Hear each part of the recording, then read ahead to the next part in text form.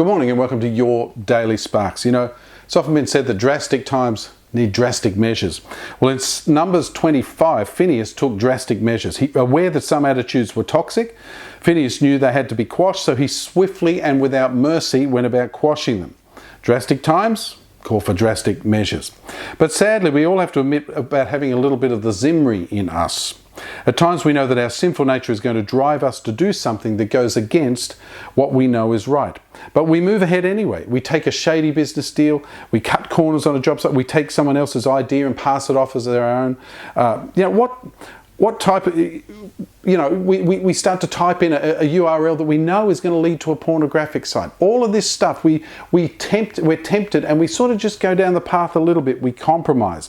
But God calls us to fight these things with the courage of Phineas.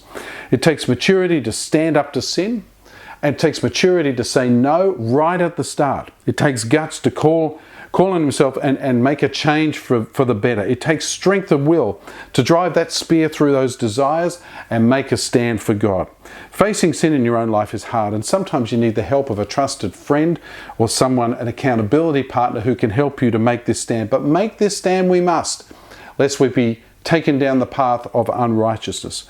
With God's help, you can look yourself in the eye and make a change. With God's help, you can say, I am going to make a stand and I am not going to compromise. And when you do, you have a much easier time facing the mirror every morning because you know in your heart that you are without compromise. Remember, drastic times need drastic measures.